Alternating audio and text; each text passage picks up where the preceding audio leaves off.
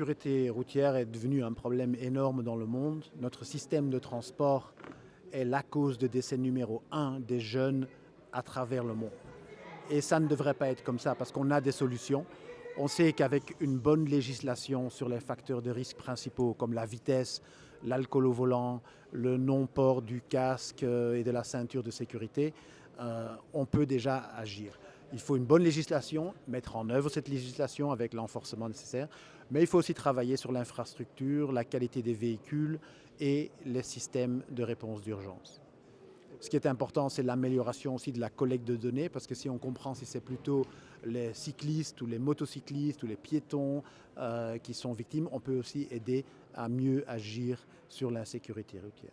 Et finalement, nous devons développer un système de transport pour les personnes et pas pour les voitures. Ça fait un siècle qu'on donne la priorité aux voitures, qu'on veut des routes plus grandes, plus larges pour pouvoir rouler plus vite, et on limite de plus en plus l'espace pour les piétons, les cyclistes et les transports publics. Il faut qu'on inverse nos systèmes de transport pour avoir un système de transport pour les êtres humains et pas pour les voitures. Et pour la jeunesse, on voit que les jeunes, ce sont les victimes les plus,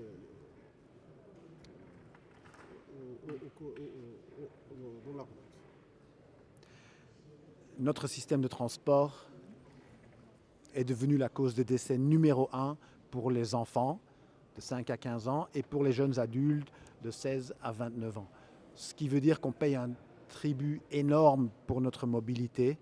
Ce n'est pas nécessaire. On peut faire mieux, on peut protéger nos enfants, avoir une infrastructure pour qu'ils puissent marcher avec des trottoirs, faire du vélo avec des pistes cyclables en toute sécurité, limiter la vitesse et l'alcool au volant pour éviter ces décès inutiles et favoriser aussi un système de transport public qui soit sûr pour éviter que nos jeunes meurent sur nos routes. Et à votre avis, comment vous voyez l'expérience marocaine?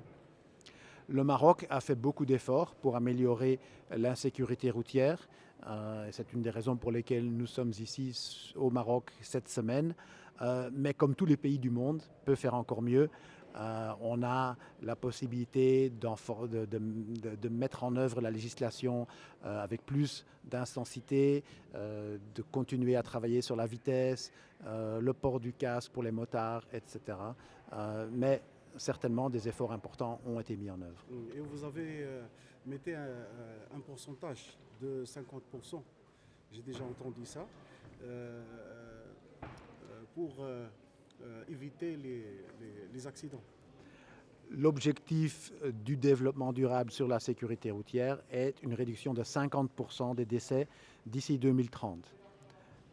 Lors de la dernière décennie d'action de 2011 à 2020, une dizaine de pays dans le monde ont réussi à réduire de plus de 50% leurs décès et encore 35 pays de plus, entre 30 et 50%. Ce qui montre que c'est possible. Maintenant, il faut que tous les pays le fassent.